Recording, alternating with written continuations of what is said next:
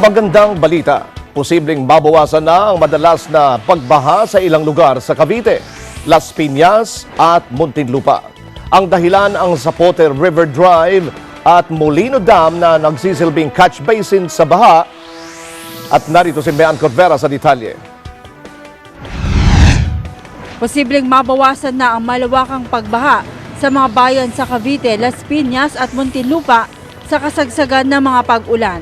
Ang mga lugar na ito ang madalas na binabaha kapag may bagyo at matindi ang buhos ng ulan. Pinasinayaan na kanina ang 3 kilometrong Zapote River Drive at Molino Dam na inaasahang magiging catch basin ng tubig sa mga bayan ng Bacoor, Las Piñas, Alabang at Muntinlupa at mga bayan na daraanan patungong Manila Bay.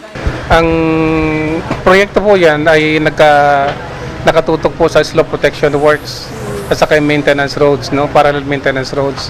Yung slope protection works, kailangan po natin magawa yun para yung erosion ng mga lupa, part of the erosion control, mga debris, mapipigilan po siya. Ayon sa Department of Public Works and Highways, bahagi ito ng proyekto ng gobyerno na linisin ang mga waterways matapos ang matinding pananalasa noon ng Bagyong Ondoy. So yun po ay bahagi po yan ng programa ng DPWH na kung saan lahat po ng ilog, not only for Metro Manila, buong Pilipinas po nagkakaroon po ng proyekto na ganitong kalagayan po.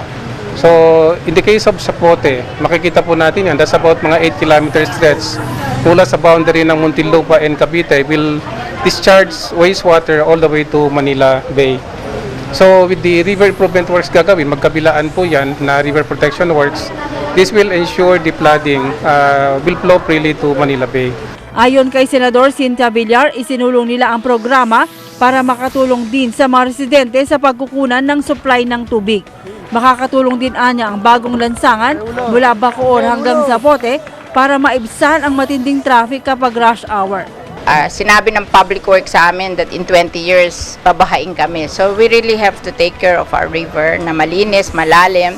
And it's very difficult to clean the river pag walang kalyat sa tabi. Oo. And at the same time, matraffic sa Las Piñas, matraffic sa Zapote Alabang Road. This is an alternative road. Pag nagta-traffic sa Zapote Alabang Road, dito is an alternative for our homeowners to pass through this way para mabawasan naman yung dumadaan sa Zapote Alabang Road. Malimit na lang yun sa mga public transport, di ba? Plano rin anya nilang gawing tourist spot ang dam na ginawa noon pang 1980. Nabatid na umaabot sa mahigit 100 milyong piso ang inilaan ng gobyerno at National Historical Commission para buhayin ang Molino Dam. Gusto namin buhayan para makakapangisda rin kami dito. And at the same time, magkakaroon kami ng river cruise. Coming from C5, papunta rito. At dito sa lugar na to, papara yung river cruise. Para sa Eagle News, Mean Corvera, I am 1 with 25.